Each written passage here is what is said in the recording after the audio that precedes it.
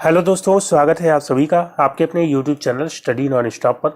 तो कैसे हैं आप सभी लोग? उम्मीद करता हूं आप सभी अच्छे होंगे। तो दोस्तों, आज की क्लास में हम लोग हिंदी के क्वेश्चंस करेंगे और इसके लिए मैंने 45 क्वेश्चंस यहाँ पे हिंदी के सेलेक्ट किए हैं, जो कि आपके आने वाले वीडियो एग्ज़ाम के लिए, वीडियो री एग्ज़ाम के लिए और इसके अलावा भी किसी अन्य परीक्षा के लिए जहाँ पे हिंदी से क्वेश्चन पूछे जाते हैं, उन सभी के लिए ये क्लास बेहद इंपॉर्टेंट होगी। तो दोस्तों, वीडियो को लास्ट तक देखिएगा और अगर आपको वीडियो अच्छा लगे तो लाइक और शेयर जरूर करिएगा। तो आइए शुरुआत करते हैं बिना किसी देरी के। सबसे पहले आपको दिया गया है कर्मवाच्य में किस प्रकार की क्रिया का प्रयोग होता है। तो वाच्य जो है हिंदी में कितने तरह के होते हैं? वाच्य जो है 3 तरह के होते हैं। एक आपका हो जाता है कर्तवाच्य, कर्तवाच्य जिसमें क्रिया कर्ता के अनुसार आती है, और दूसरा हो जाता है कर्मवाच्य जिसमें क्रिया कर्म के अनुसार आती है, और तीसरा हो जाता है भाववाच्य जिसमें भाव की प्रधानता होती है, क्रिया जो है भाव के अनुसार आती है। तो यहाँ पे जो है अगर हम बात करते हैं कर्तवाच्य की, तो इसमें जो है अकर्मक अकर्मक क्रिया भी आ सकती है और सकर्मक, दोनों प्रकार की क्रियाएं आ सकती हैं। और कर्मवाच्य में जो है केवल सकर्मक क्रिया, केवल सकर्मक क्रिया आती है कर्मवाच्य में, और भाववाच्य में केवल अकर्मक। तो यहाँ पे राइट आंसर क्या हो जाएगा? कर्मवाच्य में पूछा गया है, कर्मवाच्य में केवल सकर्मक क्रिया आती है, तो सी ऑप्शन यहाँ पे राइट आंसर हो जाएगा, सकर्मक क्रिया। फिर दोस्तों नेक्स्ट क्वेश्चन लेते हैं, अगला है हरिगीतिका छंद में कितनी मात्राएं होती हैं। तो हरिगीतिका छंद की बात करते हैं। हरिगीतिका छंद ये जो है सममात्रिक छंद होता है, सममात्रिक छंद होता है, और इसमें जो है 4 चरण होते हैं, 4 चरण होते हैं, और प्रत्येक चरण में 28 मात्राएं होती हैं। प्रत्येक चरण में 28 मात्राएं होती हैं, 16 मात्रा पर और 12वीं मात्रा पर। 16वीं और 12वीं मात्रा पर क्या होता है? यति होता है। यति मतलब विराम, जहाँ पे रुकना पड़ता है, छंद पढ़ते समय जहाँ पे रुकना पड़ता है उसको क्या बोलते हैं? यति बोलते हैं। तो 16 और 12 मात्रा पर क्या होता है? यति होता है। तो यहाँ पे राइट आंसर क्या हो जाएगा? हरिगीतिका छंद में कितनी मात्राएं होती हैं? तो 28 मात्रा, ऑप्शन सी यहाँ पे राइट आंसर हो जाएगा। फिर दोस्तों अगला क्वेश्चन है, मोहन एक शालीन लड़का है। इस वाक्य में शालीन शब्द क्या है? तो मोहन एक शालीन लड़का, लड़का क्या है? संज्ञा, जातिवाचक संज्ञा है लड़का। तो संज्ञा या सर्वनाम की विशेषता बतलाने वाले शब्द क्या होते हैं? विशेषण। तो शालीन क्या हो जाएगा? विशेषण। और विशेषण के कितने भेद होते हैं? 4 भेद होते हैं। यहाँ पे चारों भेद दिए गए हैं, तो इसमें से बताना है कौन सा विशेषण है। पहला दिया गया है परिमाणवाचक विशेषण। तो परिमाणवाचक विशेषण में जो है वह विशेषण आते हैं जो परिमाण का बोध कराते हैं, किसी संज्ञा या सर्वनाम की मात्रा का बोध कराते हैं। और इसमें जो है 2 तरह के होंगे, एक निश्चित परिमाणवाचक जो निश्चित मात्रा का बोध कराएंगे, जैसे कि 2 लीटर दूध, 3 किलो सेब, ये सब। और एक अनिश्चित, तो निश्चित मात्रा का बोध नहीं कराएंगे, अनिश्चित वाले, जैसे कि बहुत सारा सेब या बहुत सारा दूध, ये सब। संख्यावाचक, तो इसमें संख्या का बोध कराते हैं। इसमें भी 2 तरह के होते हैं, निश्चित संख्यावाचक जो निश्चित संख्या का बोध कराएंगे, जैसे कि 3 आदमी, 4 गायें, ये सब। और अनिश्चित संख्यावाचक, तो ये जो है निश्चित संख्या का बोध नहीं कराएंगे, जैसे कि कुछ आदमी या कुछ गायें। और गुणवाचक, तो ये गुण, दोष या अवस्था आदि का बोध कराते हैं, उनको बोलते हैं गुणवाचक विशेषण। तो मोहन एक शालीन लड़का है, लड़के का बोध करा रहा है शालीन, जो कि गुणवाचक विशेषण हो जाएगा, क्योंकि परिमाणवाचक तो हो नहीं सकता, मात्रा का बोध नहीं करा रहा है, ना संख्या का। और सार्वनामिक विशेषण क्या होते हैं? जो सर्वनाम होते हैं, किसी संज्ञा से पहले अगर सर्वनाम आ जाएगा जो कि उसकी विशेषता बतलाएगा, तो वो हो जाएगा सर्वनामिक विशेषण। जैसे कि यह लड़का बहुत शरारती है, तो यह लड़का, या यह लड़का मेरा भाई है, तो यह जो आ गया ये लड़के की विशेषता बतला रहा है, ये लड़का मेरा भाई है। तो यहाँ पे यह क्या हो जाएगा? सार्वनामिक विशेषण हो जाएगा। तो फिलहाल यहाँ पे राइट आंसर क्या हो जाएगा? गुणवाचक विशेषण। तो आपको ये चेक करना है परिमाणवाचक है या नहीं, संख्यावाचक है या नहीं, सर्वनाम है या नहीं, और इसके अलावा जो भी बचा वो सब चला जाएगा गुणवाचक में। ठीक है, तो आसानी से इसको कर सकते हैं। फिर दोस्तों नेक्स्ट क्वेश्चन लेते हैं, अगला है, देखिए विद्वान शब्द का स्त्रीलिंग क्या होगा। विद्वान शब्द का स्त्रीलिंग बताना है, विदुषी या विद्वती या विद्यामती या विद्यावती। तो विद्वान का स्त्रीलिंग हो जाएगा विदुषी, ऑप्शन ए यहाँ पे राइट आंसर होगा, विदुषी। महान का स्त्रीलिंग क्या होगा? हाथी का बताइए क्या होगा? हाथी का स्त्रीलिंग क्या होगा? सम्राट, सम्राट का क्या होगा? और सेठ। तो महान का क्या हो जाएगा? महान का स्त्रीलिंग होता है महती। हाथी का क्या होगा? हथिनी। सम्राट का क्या होगा? सम्राज्ञी। सम्राज्ञी। और सेठ का क्या हो जाएगा? सेठ का हो जाएगा सेठानी। इसी तरह जेठ का हो जाता है जेठानी। तो यहाँ पे विदुषी इसका राइट आंसर हो जाएगा। फिर दोस्तों अगला क्वेश्चन है, दिए गए हिंदी भाषा के उद्भव का सही अनुक्रम क्या होगा? तो हिंदी भाषा के उद्भव का सही अनुक्रम क्या होगा? तो यहाँ पे इसका राइट आंसर क्या हो जाएगा? अपभ्रंश, प्राकृत, पाली या हिंदी? तो ये नहीं होगा। हिंदी पाली प्राकृत अपभ्रंश ये भी नहीं होगा। प्राकृत हिंदी अपभ्रंश पाली ये भी नहीं होगा। डी ऑप्शन यहाँ पे राइट आंसर हो जाएगा। सबसे पहले पाली है, फिर प्राकृत, फिर अपभ्रंश, और अपभ्रंश से फिर हिंदी का विकास हुआ है। तो यहाँ पे जो है पाली प्राकृत अपभ्रंश हिंदी, ये जो है इसका राइट आंसर हो जाएगा। फिर दोस्तों अगला क्वेश्चन लेते हैं, नेक्स्ट है, इनमें से कौन सा शब्द विदेशज है?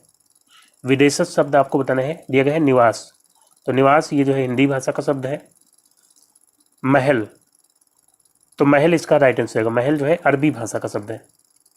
और बाकी प्रासाद मतलब भी महल होता है। प्रासाद जो है ये हिंदी या संस्कृत का कह सकते हैं। और घर जो है ये घर क्या हो जाएगा? तद्भव, हिंदी भाषा का तद्भव शब्द हो जाएगा। तो यहाँ पे जो है महल इसका राइट आंसर होगा, ये अरबी भाषा का शब्द है। और इसके अलावा अरबी भाषा के शब्द आप याद रख सकते हैं, अजब, अजीब, अजीब और इंसान, और इसके अलावा अदालत, अदालत, आशिक, और इसके अलावा इजाज़त, इजाज़त पढ़ेंगे इसको। और इसके अलावा औकात, औकात हो जाएगा कफन, कफन हो जाएगा। और इसके अलावा दौलत, दौलत, कमर, हुलिया, कमर, हुलिया, अक्ल, और लिफाफा, लिफाफा हो जाएगा लिफाफा। और इसके अलावा मुसीबत, मुसीबत, और आदमी, औरत, ये सब, इलाज। तो ये कुछ शब्द हैं जो कि अरबी भाषा के हैं। इसका जो है स्क्रीनशॉट आप ले लेंगे। फिर दोस्तों अगला क्वेश्चन लेते हैं, नेक्स्ट है, इनमें से अर्धसमृत स्वर कौन सा है? तो अर्धसमृत स्वर आपको बताना है। तो दोस्तों मुख खुलने के आधार पर, मुख खुलने के आधार पर, या हम कह सकते हैं मुख विवर के आधार पर, मुख खुलने के आधार पर या मुख विवर के आधार पर जो स्वर होते हैं वो चार तरह के होते हैं। कौन कौन से? तो पहला हो जाएगा समृत। समृत में जो है क्या होता है? समृत में मुख लगभग बंद होता है, मुख लगभग बंद। तो इसमें कौन कौन से स्वर आ जाते हैं? तो इसमें जो है दोनों ऊ आ जाते हैं, छोटा ऊ और बड़ा ऊ, और दोनों ई आ जाते हैं। और इसके बाद जो है आ जाएगा अर्धसमृत। अर्धसमृत में कौन आएंगे? तो समृत की अपेक्षा थोड़ा खुला रहेगा, समृत से थोड़ा खुला। तो यहाँ पे जो है कौन कौन से स्वर आ जाएंगे? तो इसमें जो है ओ और ए, ओ और ए। और इसके बाद आ जाएगा विव्रत। विव्रत स्वर में जो है मुख सर्वाधिक खुला, मुख सर्वाधिक खुला होता है, सबसे ज़्यादा मुख खुला होता है विव्रत स्वर में। तो इसमें जो है केवल एक ही आ जाएगा आ, बड़ा आ जो है इसमें आ जाता है विव्रत में। इसमें जो है आ आप बोलेंगे तो सबसे ज़्यादा आपको मुख खोलना पड़ेगा। और फिर आ जाएगा अर्धविव्रत, अर्धविव्रत। तो इसमें जो है मुख विव्रत से थोड़ा कम खुला होता है, विव्रत से थोड़ा कम खुला। तो इसमें जो है जो बचे हैं वो इसमें आ जाएंगे। तो इसमें छोटा आ हो जाएगा, ए हो जाएगा, और अ हो जाएगा, और एक जो है आगत स्वर अ, ये जो है आ जाएगा अर्धविव्रत में। तो यहाँ पे आपको बताना है अर्धसमृत कौन सा है। अर्धसमृत कौन सा हो जाएगा? ओ दिए गए हैं, तो ओ आपका हो जाएगा अर्धसमृत में। इसको बोलने में थोड़ा सा मुंह खुलता है, समृत में लगभग बंद रहता है। छोटा ओ और बड़ा ओ आप बोल करके देखिए, या ई और ई, तो इसमें मुख लगभग बंद रहता है, लगभग बंद सही रहता है। और अर्धसमृत में थोड़ा सा खुला रहता है। तो ओ आप बोल करके देखिए, थोड़ा सा मुंह आपको खोलना पड़ता है। तो ओ यहाँ पे राइट आंसर है। बाकी ई जो है ये समृत में हो जाएगा, और अ जो है किस में आ जाएगा, अर्ध विवृत में, ये अर्ध विवृत में हो जाएगा और आ भी अर्ध विवृत में हो जाएगा। तो यहाँ पे पहला ऑप्शन इसका राइट आंसर हो जाएगा। फिर दोस्तों नेक्स्ट क्वेश्चन लेते हैं, अगला है इनमें से सामान्य वर्तमान काल का उदाहरण है। तो दोस्तों सामान्य वर्तमान काल का आपको बताना है कौन सा वाक्य हो जाएगा। वर्तमान काल जो है इसकी बात करते हैं तो इसके कितने भेद होते हैं, 5 भेद होते हैं। 5 भेद होते हैं वर्तमान काल के। कौन कौन से, तो एक तो हो जाता है सामान्य वर्तमान, सामान्य वर्तमान, और एक हो जाएगा अपूर्ण वर्तमान, अपूर्ण वर्तमान। तो सामान्य वर्तमान में क्या होता है, लास्ट में ता है, ती है, ये सब बातें हैं। तो यहाँ पे जो है कौन सा हो जाएगा, वो कोलकाता जाता है, ये जो है सामान्य वर्तमान का उदाहरण हो जाएगा, जहाँ पे ता है, ती है, ये सब आएंगे। और अपूर्ण वर्तमान में जो है रहा है, रही है, ये सब आते हैं। और उसके बाद जो है पूर्ण वर्तमान, पूर्ण वर्तमान में कार्य पूरा हो चुका होता है अभी अभी, वहाँ पे होता है पूर्ण वर्तमान। जैसे कि उसने खाना खा लिया है, जैसे कि मैंने भोजन कर लिया है, ये जो है पूर्ण वर्तमान का उदाहरण हो जाएगा। और पढ़ रहा है, ये अपूर्ण वर्तमान का हो जाएगा। और सीता बाजार जाती होगी, ये जो है किसका हो जाएगा, तो ये हो जाएगा संदिग्ध का, ये संदिग्ध का हो जाएगा। अगला कौन सा हो जाएगा, संदिग्ध वर्तमान, संदिग्ध वर्तमान। तो जहाँ पे जाती होगी या रहा होगा, वो पढ़ रहा होगा। वर्तमान में जो है जहाँ पे संदेह हो, यानी कि 100% आप वहाँ पे निश्चित नहीं होते हैं कि ये काम हो ही रहा होगा। तो सीता बाजार जाती होगी, यहाँ पे जाती होगी या जा रही होगी होता तब भी संदिग्ध वर्तमान में आता, क्योंकि यहाँ पे एकदम पक्का नहीं है कि वो जा रही होगी।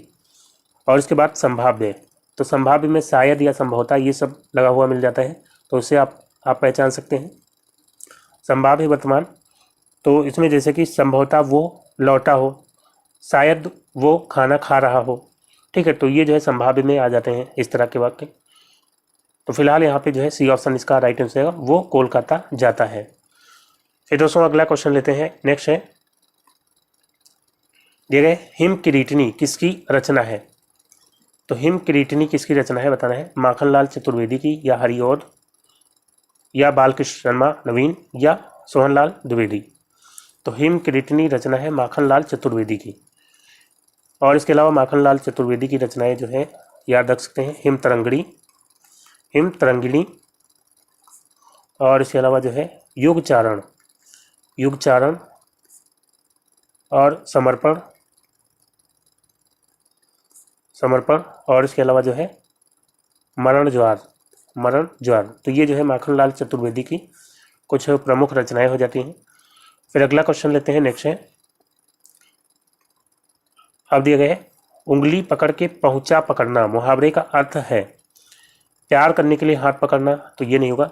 थोड़ा सा सहारा पाकर अधिक पाने की कोशिश करना, तो मतलब थोड़ा सा सहारा मिला नहीं कि और अधिक जो है पाने की कोशिश करना, उसको क्या बोलते हैं, उंगली पकड़ के पहुंचा पकड़ना। तो बी ऑप्शन यहाँ पे राइट आंसर है, थोड़ा सा सहारा पाकर अधिक पाने की कोशिश करना। फिर दोस्तों अगला क्वेश्चन लेते हैं, नेक्स्ट है, इनमें से कौन सा शब्द कमल का पर्यायवाची नहीं है। तो राजीव, नलिन, उत्पल, ये तीनों कमल के पर्यायवाची हैं। रसाल, ये जो है आम का पर्यायवाची होता है, तो यही इसका राइट आंसर है रसाल। और इसके अलावा जो है कमल के पर्यायवाची आप याद रख सकते हैं, कुवलय, कुवलय, और इंदिवर, इंदिवर होता है कमल का पर्यायवाची। सरसिज, सरसिज, और इसके अलावा जो है तामरस, तामरस, और कोकनद, कोकनद, और अब्ज, अब्ज, इसके अलावा पुंडरीक, पुंडरीक। तो ये जो है कुछ हो जाते हैं कमल के पर्यायवाची।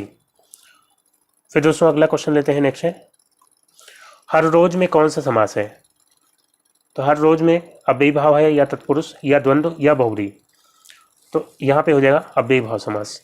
अव्ययी भाव समास में जो पहला पद होता है, पहला पद प्रधान होता है, पहला पद प्रधान होता है, और पहला पद अव्यय होता है, पहला पद अव्यय होता है, ठीक है। तो इसमें जो है आपको पहला पद ज़्यादातर उपसर्ग मिलेगा, जैसे कि यहाँ पे हर, हर रोज में हर जो है उपसर्ग है।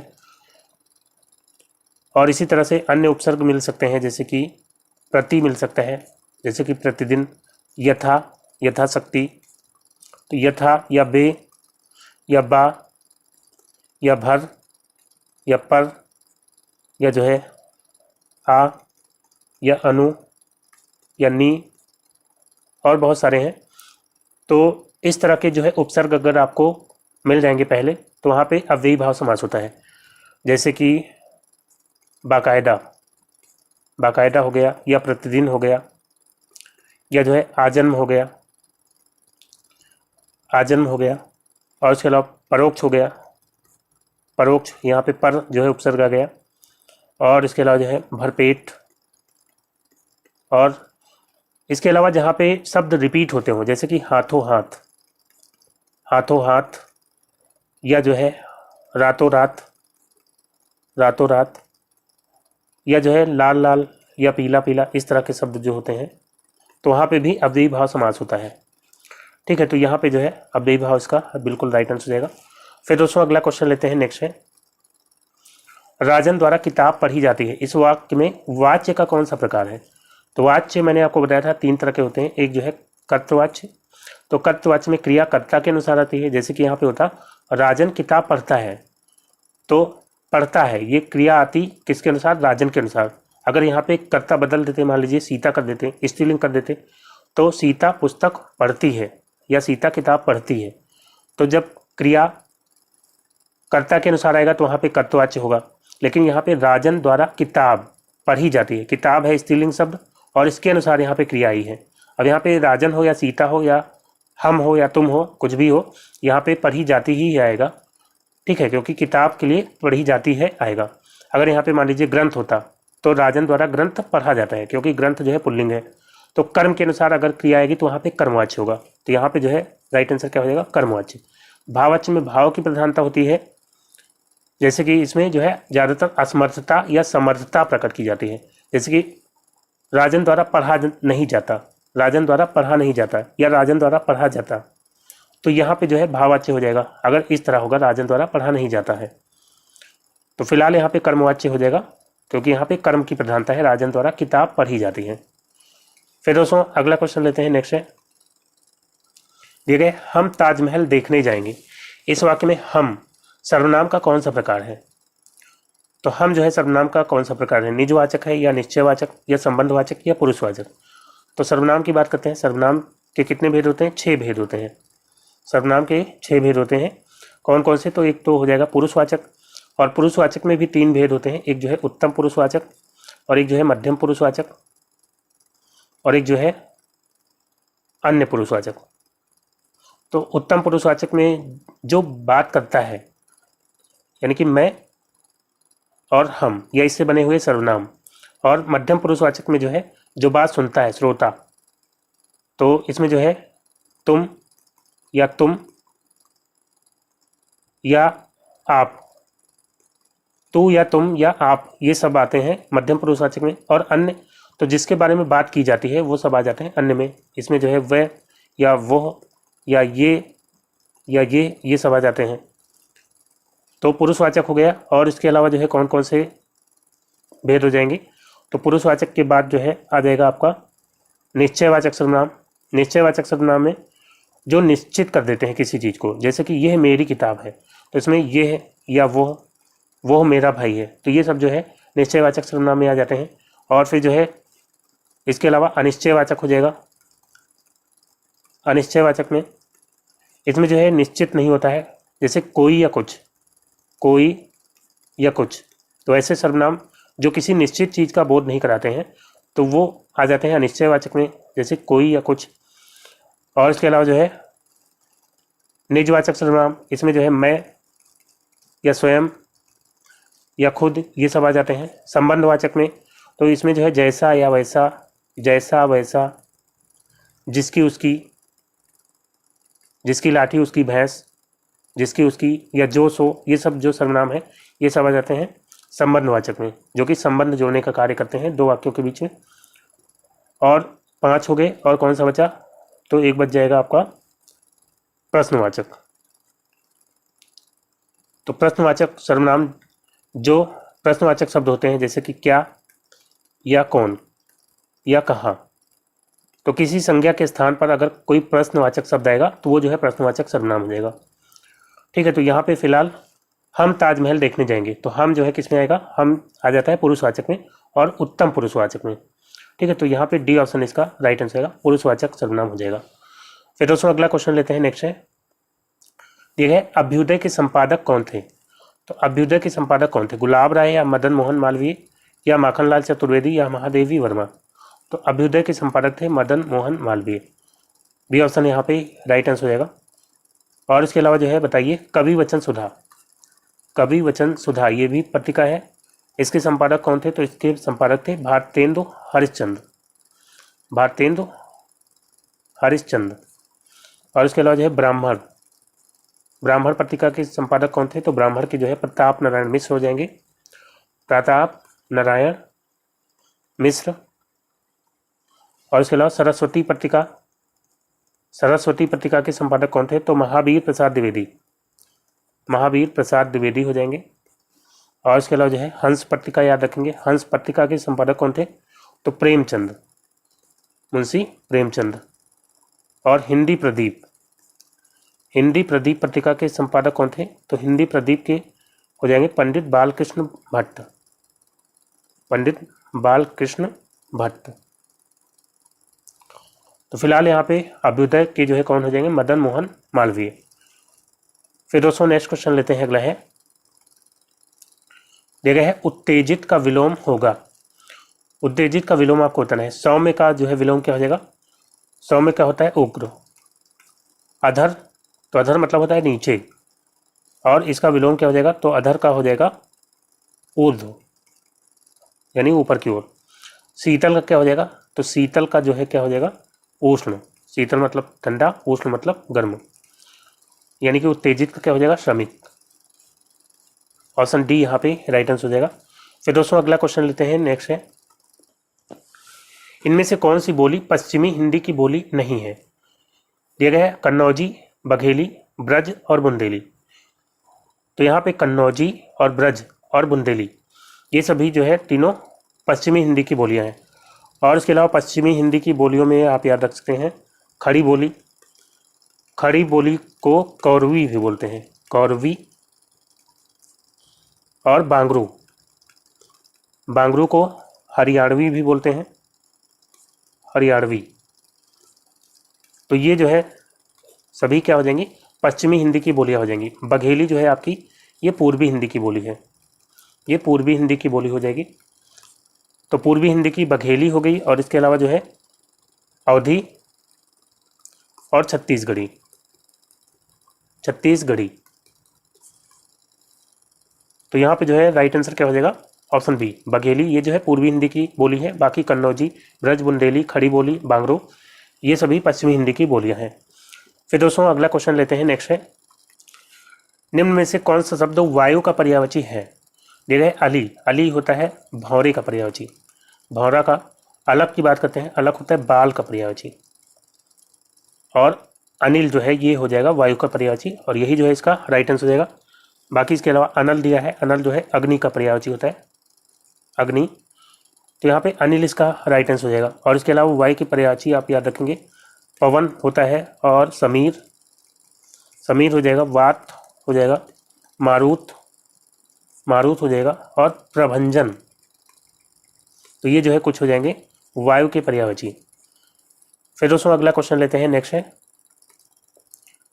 देखा है दीर्घ बाहु में कौन सा समास है। तो दीर्घ बाहु इसमें कौन सा समास है, द्वंद्व, दिगु, बहुव्रीहि या बेभाव। तो इसका समास विग्रह हो जाएगा। दीर्घ मतलब बड़ी, दीर्घ है भुजाएं जिसकी, बाहु मतलब भुजाएं, दीर्घ है भुजाएं जिसकी। और दीर्घ बाहु कहते किसको है, तो विष्णु जी को कहते हैं। तो दीर्घ है भुजाएं जिसकी अर्थात विष्णु। तो यहाँ पे जो है कौन सा समास हो जाएगा, बहुव्रीहि। तो बहुव्रीहि में क्या होता है, इसमें जो है दोनों पद में से कोई प्रधान नहीं होता है, बल्कि एक अलग पद की प्रधानता होती है, वहाँ पे बहुव्रीहि समास होता है। ठीक है, तो यहाँ पे जो है दीर्घ और बाहु, इसमें से दीर्घ की भी प्रधानता नहीं है, बाहु की भी प्रधानता नहीं है, बल्कि एक अलग पद विष्णु की प्रधानता है। तो जहाँ पे समासिक पद एक अन्य अर्थ की ओर संकेत करेगा, वहाँ पे क्या हो जाएगा, बहुव्रीहि समास हो जाएगा। फिर दोस्तों अगला क्वेश्चन लेते हैं, नेक्स्ट है, दिया गया है निम्न में से कौन सा शब्द नौका का पर्यायवाची है। दिया गया है गिरिजा, गिरिजा जो है किसका पर्यायवाची होता है, पार्वती का। और अर्कजा, अर्कजा होता है यमुना का। निम्नगा, ये निम्नगा होता है नदी का पर्यायवाची। तो राइट आंसर हो जाएगा ऑप्शन डी, पतंग जो है हो जाएगा नौका का पर्यायवाची। पतंग जो है कई चीज़ों का पर्यायवाची होता है, सूर्य का भी होता है। तो यहाँ पे जो है पतंग इसका राइट आंसर हो जाएगा। और इसके अलावा जो है नौका के पर्यायवाची आप याद रखेंगे, नौका का जो है तरणी याद रखेंगे, तरणी। और इसके अलावा तरी, वन वाहन, वन वाहन और डोंगी। तो ये सब जो है नौका यानी नाव के पर्यायवाची हो जाते हैं। फिर दोस्तों अगला क्वेश्चन लेते हैं, नेक्स्ट है, यह मेरी किताब है, इस वाक्य में यह किस प्रकार का सर्वनाम है। तो ये यहाँ पे बताना है किस तरह का सर्वनाम है। तो सर्वनाम के मैंने आपको 6 भेद बताए थे। तो इसमें जो है पुरुषवाचक हो जाता है, पुरुषवाचक, और निश्चयवाचक हो गया, अनिश्चयवाचक हो गया, संबंधवाचक हो जाएगा, निजवाचक, और एक जो है प्रश्नवाचक। तो ये 6 भेद होते हैं।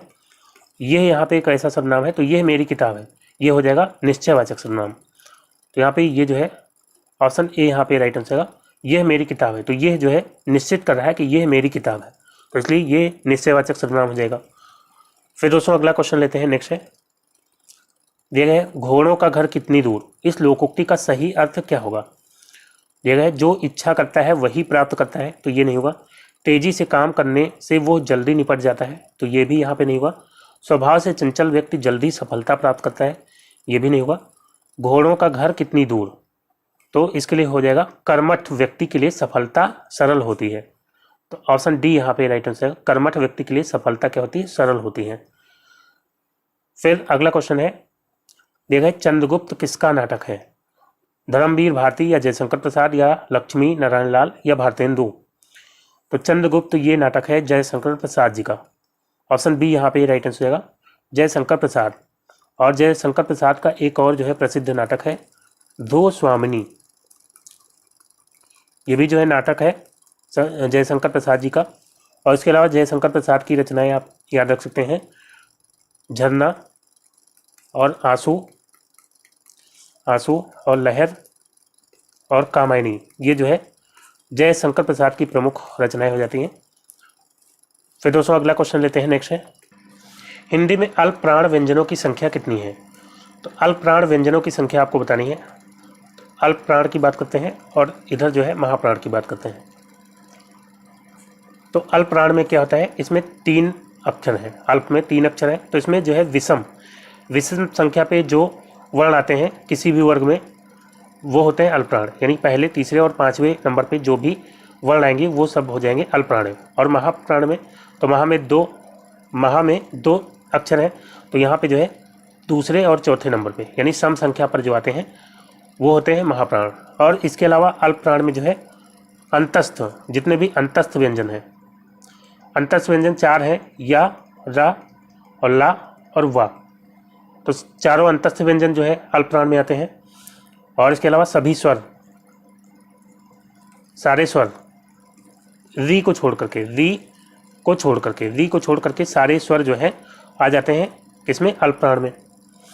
और इसके अलावा जो है एक उच्छिप्त, एक जो है उच्छिप्त व्यंजन कौन सा, तो रा, ये भी जो है अल्पप्राण में आता है।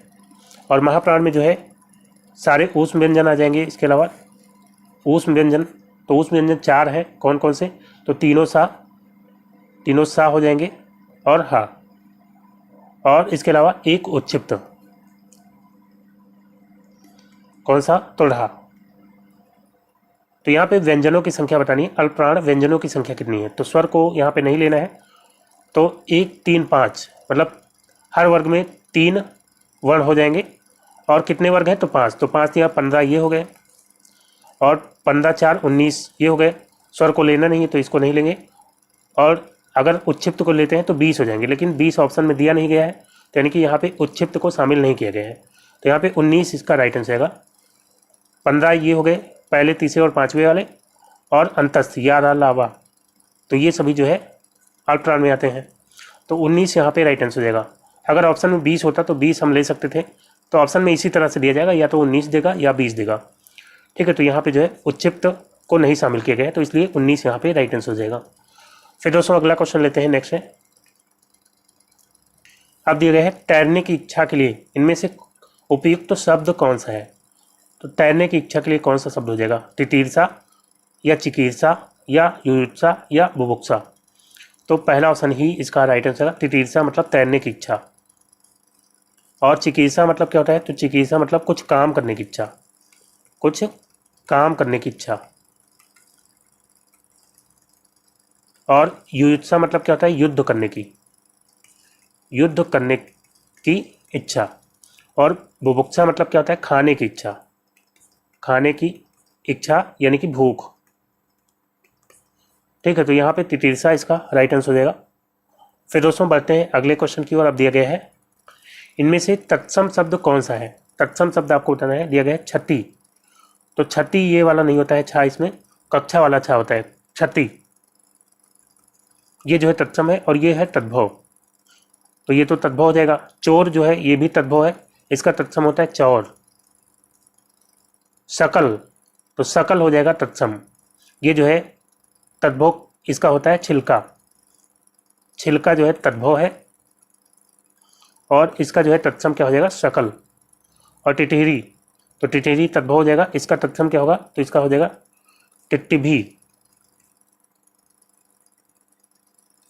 टिट्टिभी जो है टिटहरी का हो जाएगा तत्सम। तो फिलहाल यहाँ पे शकल ये जो है इसका राइट आंसर हो जाएगा। फिर दोस्तों अगला क्वेश्चन लेते हैं। नेक्स्ट है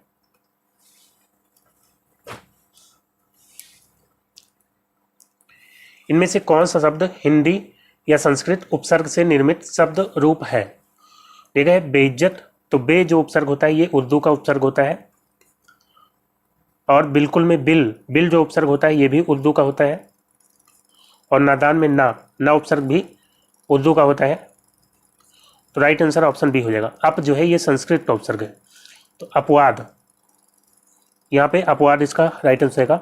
और इसके अलावा जो है अप से बने हुए शब्द क्या हो सकते हैं? अप उपसर्ग से बने हुए शब्द अपहरण हो जाएगा, और इसके अलावा जो है अपभ्रंश हो जाएगा, अपभ्रंश हो जाएगा, या अपकीर्ति हो जाएगा, अपकीर्ति हो जाएगा, या अपमान।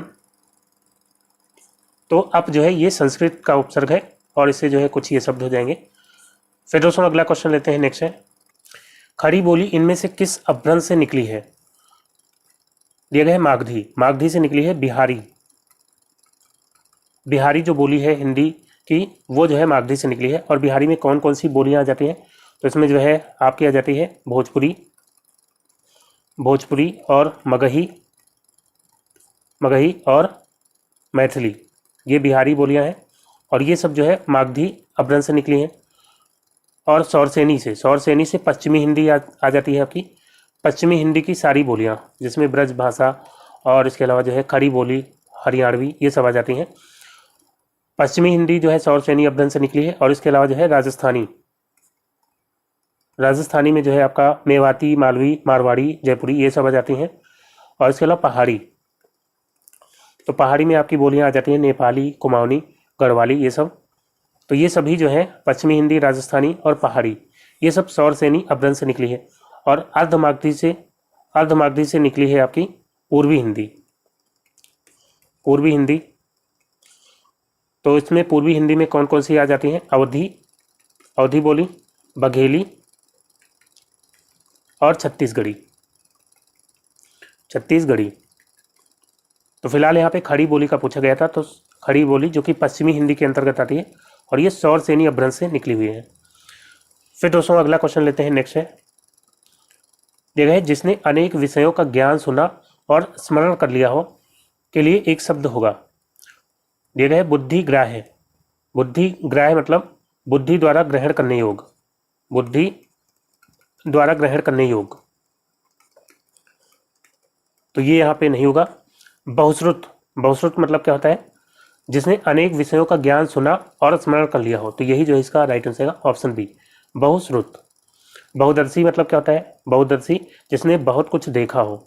और बड़वानल, बड़वानल क्या होता है? समुद्र की अग्नि, समुद्र में अगर आग लग जाती है तो उसको क्या बोलते हैं? बड़वानल, समुद्र में लगने वाली आग। तो यहाँ पे जो है बहुश्रुत इसका राइट आंसर रहेगा। फिर दोस्तों अगला क्वेश्चन लेते हैं। अब दिया गया है इनमें से कौन सा शब्द मोर का पर्यायवाची नहीं है? दिया गया है सिक्की, कलापी, केकी, तमचुक। तो तमचुक होता है मुर्गा का पर्यायवाची होता है तमचुक। बाकी सिखी, कलापी, केकी ये जो है सभी मोर के पर्यायवाची हैं। और इसके अलावा जो है मोर के पर्यायवाची में आप याद रख सकते हैं नर्तक प्रिय, मेह प्रिय, मेह मतलब बादल, जिसको बादल प्रिय हो, मेह प्रिय। और सारंग जो है कई चीज़ों का पर्यायवाची होता है, तो सारंग हो जाएगा। और इसके अलावा सिखावल और सीतापांग, तो ये जो है कुछ हो जाते हैं मोर के पर्यायवाची। तो फिलहाल यहाँ पे तमचुक इसका राइट आंसर होगा, जो कि मुर्गा का पर्यायवाची होता है। फिर दोस्तों अगला क्वेश्चन लेते हैं, नेक्स्ट है, इनमें से कौन सा वर्ण अघोष है? तो अघोष वर्ण आपको बताना है। अघोष और घोष की बात करते हैं। तो अघोष जो है किसी भी वर्ग में पहले और दूसरे नंबर पे जो आते हैं वो होते हैं अघोष। और इसके अलावा तीनों सा जो है अघोष होते हैं। और एक जो है आगत व्यंजन, जो कि फा, नुक्ता वाला जो फा होता है, ये होता है अघोष में। और घोष की बात करते हैं तो किसी भी वर्ग में तीसरे और चौथे और पांचवें नंबर पे जो आते हैं वो होते हैं घोष, या इनको सघोष भी बोलते हैं। और इसके अलावा सभी स्वर और उस व्यंजन में तीनों सा हो गए, और हा जो बच जाता है वो हो जाएगा इसमें सभी स्वर और हा। और इसके अलावा अंतस्थ व्यंजन, यारा लावा चारों अंतस्थ व्यंजन हो जाएगा। और एक जो है आगत व्यंजन हो जाएगा। आगत व्यंजन कौन सा? नुक्ता वाला जा। और इसके अलावा दोनों उच्छिप्त व्यंजन, यानी कि एक जो है ढ़ा हो जाएगा और एक रा। तो ये सभी जो है घोष में आते हैं। अघोष में पहला और दूसरा और तीनों सा और आगत व्यंजन एक फा, ये सभी जो है अघोष में आ जाते हैं। तो यहाँ पे जो है डा, टा ठा डा, ये तीसरे नंबर का है। चा छा जा झा, ये चौथे नंबर का है। चा पहले नंबर का, और जा, चा छा जा तीसरे नंबर का। तो पहले दूसरे वाला होता है अघोष, तो यहाँ पे जो है चा इसका राइट आंसर रहेगा। फिर दोस्तों अगला क्वेश्चन लेते हैं, नेक्स्ट है, दिए गए हैं महावीर प्रसाद द्विवेदी सरस्वती पत्रिका के संपादक कब बने?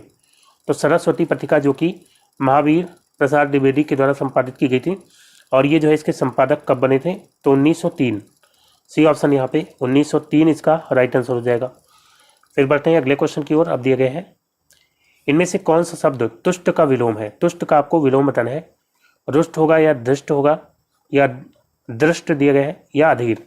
तो रुष्ट हो जाएगा इसका राइट आंसर। तुष्ट मतलब होता है संतुष्ट, और रुष्ट मतलब नाराज, तो रुष्ट इसका राइट आंसर हो जाएगा। बाकी धृष्ट का विलोम क्या होता है? धृष्ट का विलोम होता है नम्र, और ये है दृष्ट मतलब देखा हुआ, तो इसका विलोम क्या हो जाएगा? दृष्ट का अदृष्ट हो जाएगा दृष्ट का। और अधीर का क्या हो जाएगा? धीर। तो यहाँ पे पहला ऑप्शन इसका राइट आंसर हो जाएगा। फिर अगला क्वेश्चन लेते हैं, नेक्स्ट है, धर्माधर्म में कौन सा समास है? द्विगु, तो द्विगु में जो है संख्यावाचक होता है पहला पद, तो ये तो होगा नहीं। और अव्ययी भाव में पहला पद अव्यय होता है, तो ये भी नहीं हुआ। कर्मधारय में विशेषण और विशेष का संबंध होता है, तो ये भी नहीं हुआ। धर्माधर्म का समास विग्रह क्या होगा? धर्म और अधर्म। तो यहाँ पे जो है इनको मिलाते हैं धर्म और अधर्म को, तो यहाँ पे दीर्घ संधि हो जाती है, तो इसलिए बन जाता है धर्माधर्म। क्योंकि यहाँ पे छोटा आ है और यहाँ भी छोटा आ, तो दोनों मिलकर के बड़ा आ हो जाते हैं, तो दीर्घ संधि होती है, इसलिए धर्माधर्म हो जाता है। और इसमें जो है दोनों पद प्रधान है, धर्म और अधर्म, दोनों में से कोई छोटा बड़ा नहीं है, दोनों की अपनी प्रधानता है। तो यहाँ पे द्वंद्व समास हो जाएगा। जहाँ पे दोनों पद प्रधान होते हैं वहाँ पे क्या होता है? द्वंद्व समास हो जाता है, तो यहाँ पे द्वंद्व समास हो जाएगा। इसी तरह से शीतोष्ण में शीत और उष्ण दोनों जो है पद प्रधान है, इसलिए यहाँ भी क्या हो जाता है? द्वंद्व समास हो जाता है। और इसी तरह रात दिन या जो है पाप पुण्य या दाल रोटी, ये सब जो है हो जाते हैं द्वंद्व समास के उदाहरण। तो यहाँ पे द्वंद्व समास इसका बिल्कुल राइट आंसर हो जाएगा। फिर अगला क्वेश्चन है, परमात्मा की कृपा सर्वत्र व्याप्त है, इस वाक्य में किस प्रकार के क्रिया विशेषण का प्रयोग हुआ है? तो दोस्तों परमात्मा की कृपा सर्वत्र व्याप्त है, इसमें क्रिया विशेषण बताना है। क्रिया विशेषण वह शब्द होते हैं जो किसी क्रिया की या विशेषण की या कभी कभी क्रिया विशेषण की विशेषता बतलाते हैं, उनको क्या बोलते हैं? क्रिया विशेषण। 4 भेद होते हैं इसके, चारों यहाँ पे दिए गए हैं। तो परिमाणवाचक में जो है बहुत काफ़ी थोड़ा सा कुछ जो परिमाण का बोध कराते हैं वो जो है परिमाणवाचक हो जाते हैं। रीतिवाचक, तो ये जो है रीति यानी कि तरीके, किसी क्रिया के होने के तरीके का बोध कराते हैं, जैसे कि सावधानी से या धीरे धीरे या जो है आराम से, ये सब हो जाते हैं रीतिवाचक में। कालवाचक में जो है जो समय का बोध कराते हैं, ऐसे क्रिया विशेषण जो क्रिया के होने का समय का बोध कराते हैं उनको क्या बोलेंगे? कालवाचक विशेषण। और स्थानवाचक में जो है जो स्थान का बोध कराते हैं। तो यहाँ पे परमात्मा की कृपा सर्वत्र यानी कि हर जगह, तो ये जो है स्थान का बोध करा रहा है, इसलिए स्थानवाचक हो जाएगा। ठीक है, स्थानवाचक यहाँ पे क्रिया विशेषण हो जाएगा। परमात्मा की कृपा सर्वत्र व्याप्त है। ठीक है, तो यहाँ पे स्थानवाचक क्रिया विशेषण हो जाएगा। फिर दोस्तों अगला क्वेश्चन लेते हैं, नेक्स्ट है नीति निपुण शब्द में कौन सा समास है? तत्पुरुष या बहुव्रीहि या द्वंद्व या दुगु? तो नीति निपुण, इसका समास विग्रह क्या होगा? नीति में निपुण। नीति में निपुण, तो जहाँ पे कारक की विभक्ति आ जाती है समास विग्रह करने पर वहाँ पे होता है तत्पुरुष समास। तो तत्पुरुष यहाँ पे राइट आंसर आएगा। और कौन सा तत्पुरुष होगा? तो इसमें हो जाएगा अधिकरण तत्पुरुष, क्योंकि में या पर जो है अधिकरण कारक की विभक्ति होती है, तो यहाँ पे अधिकरण तत्पुरुष हो जाएगा। और इसके अलावा बताइए जो है पदच्युत, पदच्युत, इसमें जो है कौन सा समास होगा? तो इसका जो है समास विग्रह होगा पद से च्युत, यानी पद से अलग किया गया। तो इसमें हो जाएगा अपादान, जहाँ पे दूर जाने या अलग होने का बोध होता हो वहाँ पे अगर से आता है तो अपादान कारक होता है वहाँ पे, तो पद से च्युत, तो यहाँ पे अपादान तत्पुरुष हो जाएगा। और इसके अलावा जो है रोगग्रस्त, रोगग्रस्त, तो रोग से ग्रस्त हो जाएगा इसका समास विग्रह। और यहाँ भी से आ रहा है, तो यहाँ पे अलग होने या दूर जाने का भाव नहीं आ रहा है, रोग से ग्रस्त यानी रोग उसके पास आ रहा है। ठीक है, तो यहाँ पे जो है करण कारक हो जाएगा, करण कारक हो जाएगा, तो करण तत्पुरुष हो जाएगा। और इसके अलावा जो है माखन चोर में बताइए, माखन चोर में कौन सा समास होगा? तो माखन को चुराने वाला, तो को जो है किस कारक की विभक्ति होती? कर्म, तो यहाँ पे कर्म तत्पुरुष हो जाएगा। और इसके अलावा जो है देशभक्ति, देशभक्ति, देश के लिए भक्ति, तो के लिए जो है संप्रदान कारक, तो संप्रदान तत्पुरुष हो जाएगा। देश सेवा बताइए, देश सेवा में जो है क्या होगा? देश सेवा, देश की सेवा, तो यहाँ पे जो है संबंध, संबंध कारक की विभक्ति होती है का की के, तो यहाँ पे संबंध तत्पुरुष हो जाएगा। तो फिलहाल यहाँ नीति निपुण में जो है तत्पुरुष होगा, और कौन सा? अधिकरण तत्पुरुष। फिर अगला क्वेश्चन है नवीन शब्द में कौन सा प्रत्यय है? इन या इन या वीन या ना? तो नवीन में जो है नौ में इन जोड़ते हैं तो बन जाता है नवीन, तो यहाँ पे इन प्रत्यय है। और इसके अलावा इन प्रत्यय से बनने वाले शब्द हो जाएंगे कुलीन या प्राचीन, प्राचीन या शालीन, या जो है रंगीन या नमकीन। और लास्ट में जो है ईण आएगा तब भी प्रवीण, तो यहाँ पे ईण प्रत्यय नहीं ईन ही होगा, प्रवीण में भी ईन प्रत्यय है। ठीक है, तो ये आप याद रखेंगे, यहाँ पे ऑप्शन ए यहाँ पे राइट आंसर आएगा, ईन प्रत्यय है। फिर दोस्तों अगला क्वेश्चन लेते हैं, नेक्स्ट है कपिस और कपीस शब्द युग्म का सही अर्थ है? तो कपिस, कपिस मतलब क्या होता है? कपिस मतलब होता है मटमैला, और कपीस मतलब क्या होता है? हनुमान, हनुमान और सुग्रीव भी होता है कपीस मतलब, हनुमान और सुग्रीव। तो यहाँ पे राइट आंसर क्या हो जाएगा?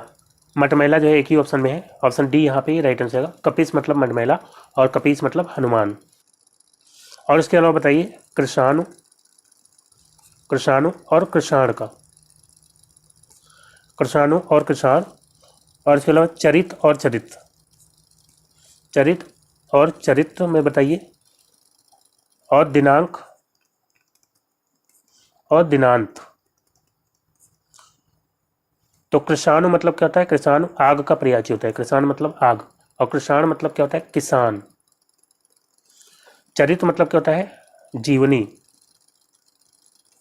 और चरित्र मतलब क्या होता है? आचरण। दिनांक मतलब क्या होता है? तारीख होता है। और दिनांत मतलब क्या होता है? दिन का अंत यानी कि शाम। तो यहाँ पे फिलहाल डी ऑप्शन इसका राइट आंसर हो जाएगा। फिर दोस्तों अगला क्वेश्चन है इनमें से कौन सी भाषा संविधान की 8वीं अनुसूची में नहीं है? तो इसमें से कौन सी भाषा 8वीं अनुसूची में नहीं है बताना है। कन्नड़, नेपाली, मिजो और सिंधी। तो 8वीं अनुसूची जो संविधान की है उसमें जो है भाषाएं दी गई हैं। तो कन्नड़ और नेपाली और सिंधी ये जो है 8वीं अनुसूची में भाषाएं हैं, मिजो नहीं है। तो सी ऑप्शन इसका राइट आंसर होगा। मूल संविधान में जो है कितनी भाषाएं थी 8वीं अनुसूची में? तो 14 भाषाएं थी। 14 भाषाएं थी मूल संविधान में, और फिर जो है बाद में जोड़ी गई हैं। कैसे कैसे जोड़ी गई हैं? तो 1967 में 21वां संशोधन हुआ था। 21वां संशोधन जिसके द्वारा जो है एक भाषा जोड़ी गई थी, कौन सी? सिंधी। और फिर जो है 1992 में 71वां संशोधन हुआ था, और जिसके द्वारा 3 भाषाएं जोड़ी गई थी। नमक का आप याद रखेंगे, तो ना से हो जाएगा नेपाली, और मा से हो जाएगा मणिपुरी, और का से हो जाएगा कोंकणी। तो ये जो है 3 भाषाएं जोड़ी गई थी 1992 71वें संशोधन के द्वारा, और फिर जो है 2003 में 4 भाषाएं जोड़ी गई थी 92वें संशोधन के द्वारा। और कौन कौन सी भाषाएं जोड़ी गई थी? तो इसको याद रखेंगे, महेंद्र सिंह धोनी का बल्ला, MSDB। तो M से हो जाएगा आपका मैथिली, और S से हो जाएगा संथाली, और D से हो जाएगा डोगरी, और B से हो जाएगा बोडो। तो इस तरह से जो है 8 भाषाएं और जोड़ी गई हैं, सिंधी, और ये जो है नेपाली, मणिपुरी, कोंकणी, और मैथिली, संथाली, डोगरी, बोडो, ये बाद में जोड़ी गई हैं। तो फिलहाल यहाँ पे मिजो इसका राइट आंसर हो जाएगा। फिर दोस्तों अगला क्वेश्चन है, कुंडल और कुंतल शब्द युग्म का सही अर्थ क्या होगा? तो कुंडल मतलब आपको पता है कान का आभूषण, इन तीनों में दिए गए हैं। और कुंतल मतलब क्या होता है? कुंतल मतलब होता है सिर के बाल। तो यहाँ पे जो है सिर के बाल इसमें दिए गए हैं। ऑप्शन ए यहाँ पे राइट आंसर होगा, कान का आभूषण और सिर के बाल। और इसके अलावा बताइए जो है तरणी, और एक होता है तरणी, और परुष और पुरुष, और इसके अलावा जो है कलील और कलिल। तो यहाँ पे जो है तरणी मतलब क्या होता है? तरणी मतलब नौका होता है या नाव, और तरणी ये वाला जो है तरणी इसका मतलब होता है सूर्य। और परुष मतलब क्या होता है? परुष मतलब होता है कठोर, और पुरुष मतलब तो आदमी हो जाएगा। कलील मतलब क्या होता है? घोड़ा। और कलिल मतलब क्या होता है? कलिल मतलब मिश्रित। तो फिलहाल यहाँ पे पहला ऑप्शन कुंडल और कुंतल का क्या हो जाएगा? कान का आभूषण और सिर के बाल। फिर बढ़ते हैं अगले क्वेश्चन की ओर। अब दिए गए हैं श्रवण का सही संधिविच्छेद कौन सा है? दिया गया है श्राधन वन, तो ये नहीं होगा, श्रोधन अन। ऑप्शन बी यहाँ पे राइट आंसर होगा, श्रोधन अन। और यहाँ पे कौन सी संधि है? तो अयादी संधि। अयादी संधि यहाँ पे हो जाएगी। इसका रूल क्या होता है? तो लिख लेंगे ए और ओ और औ। ए का मेल होगा, इन सब का मेल जो है आ से होगा, छोटा आ से। तो ए और आ मिलकर के क्या बन जाएगा? आय बन जाएगा। जैसे कि ने धन अन, यहाँ पे ए है और यहाँ पे आ है, तो ए और आ मिलकर के क्या बन जाता है? अय, तो बन जाता है नयन। यहाँ पे जो है इसका हो जाएगा नयन। और अय धन आ मिलकर के क्या बनेगा? आय बनेगा। जैसे कि विधेय धन अक, तो यहाँ पे अय हो गया, यहाँ पे आ हो गया, तो ये बन जाता है विधायक। यहाँ पे विधायक बोलेंगे तो आय की साउंड आएगी यहाँ पे। और ओ धन आ क्या बनेगा? औ। जैसे कि पो धन अन होता है, ओ धन अन क्या बन जाता है? पवन। या श्रोधन अन, तो यहाँ पे ओ है और यहाँ पे आ, तो बन गया औ, तो बन गया श्रवण। और अवधन आ, तो इसमें जो है क्या बनेगा? आओ बनेगा। जैसे कि पौ धन अन या पौधन अक, पौधन अन होता है पावन, और पौधन अक क्या हो जाएगा? पावन, पावक। तो यहाँ पे आओ की साउंड आ रही है, तो आओ बन जाता है और आ मिला करके। ठीक है, तो इसको आसानी से पहचान सकते हैं। अगर आपको या वा के पहले अगर पूरा अक्षर मिल जाए तो वहाँ पे ज़्यादातर जो है होती है अयादि संधि। अगर आधा अक्षर मिल जाए तो वहाँ पे ज़्यादातर यण संधि होती है। तो यहाँ पे जो है श्रवण में वा के पहले पूरा अक्षर है, तो इसलिए जो है यहाँ पे श्रोधन अन अयादि संधि हो जाएगी। फिर दोस्तों अगला क्वेश्चन लेते हैं। नेक्स्ट है, इनमें से कौन सा आब का अर्थ नहीं है? तो अनेकार्थक शब्द का यहाँ पे क्वेश्चन है।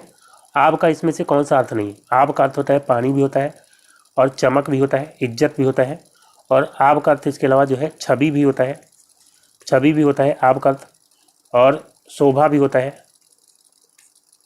ठीक है, तो ये सब जो है आब के अर्थ हो जाएंगे। तो यहाँ पे आरंभ, आरंभ इसका राइट आंसर होगा। ठीक है, आरंभ जो है आब का अर्थ नहीं होता है। फिर दोस्तों अगला क्वेश्चन है, अब आपको पत्र लेखन से क्वेश्चन दिए गए हैं। उत्तम पुरुष में लिखा गया व्यक्तिगत नाम से संबोधित पत्र है। दिए गए परिपत्र, कार्यालय आदेश, अधिसूचना या अर्ध सरकारी पत्र। तो इसका राइट आंसर होगा अर्ध सरकारी पत्र। अर्ध सरकारी पत्र ये जो है सरकारी पत्र ही होते हैं, यानी सरकारी कामकाज के लिए ही ये पत्र प्रयोग किए जाते हैं। इनको अर्ध शासकीय पत्र भी बोलते हैं। तो ये जो है शासकीय पत्र की ही तरह होते हैं, लेकिन कम औपचारिक होते हैं। शासकीय पत्र जो है एकदम फॉर्मल होते हैं, यानी कि औपचारिक होते हैं, लेकिन अर्ध सरकारी पत्र जो है कम औपचारिक होते हैं, और इसमें जो है व्यक्तिगत नाम से संबोधित किया जाता है। जैसे कि प्रिय लगा करके जो भी नाम है, प्रिय शर्मा जी, इस तरह से संबोधित किया जाएगा। ठीक है, क्योंकि ये जो है कम फॉर्मल होता है, कम औपचारिक होता है। तो यहाँ पे अर्ध सरकारी पत्र इसका राइट आंसर हो जाएगा। फिर दोस्तों अगला क्वेश्चन है, दिया गया है अधिसूचना का प्रकाशन कहाँ होता है? तो अधिसूचना या इसको विज्ञप्ति भी बोलते हैं। विज्ञप्ति तो किसी अधिकारी की नियुक्ति या स्थानांतरण या सेवानिवृत्ति से संबंधित अगर कोई सूचना प्रकाशित करनी है तो उसको क्या बोलेंगे? अधिसूचना या विज्ञप्ति। और ये जो है प्रकाशित होती है अक्सर राजपत्र या गजट में। तो ऑप्शन डी यहाँ पे राइट आंसर होगा, राजपत्र या गजट में। फिर दोस्तों अगला और ये जो है आखिरी क्वेश्चन है, दिया गया है पूर्व में प्रेषित पत्र का स्मरण दिलाने के लिए भेजा गया पत्र कहलाता है। तो पूर्व में प्रेषित यानी पहले भेजा गया जो पत्र है उसका स्मरण दिलाने के लिए, उसको याद दिलाने के लिए जो भेजा जाता है पत्र, उसको क्या बोलते हैं? निमंत्रण पत्र बोलते हैं, या परिपत्र बोलते हैं, या अनुस्मारक। तो अनुस्मारक इसका राइट आंसर रहेगा। तो याद दिलाने के लिए आपने कोई पहले पत्र भेजा लेकिन उसका कोई उत्तर नहीं आया, फिर आपको याद दिलाने के लिए दूसरा पत्र भेजना है, तो आप क्या भेजेंगे? अनुस्मारक भेजेंगे। तो यहाँ पे सी ऑप्शन इसका बिल्कुल राइट आंसर रहेगा। तो दोस्तों आज का वीडियो यहीं पे समाप्त करता हूँ। उम्मीद करता हूँ वीडियो आपको अच्छा लगा होगा।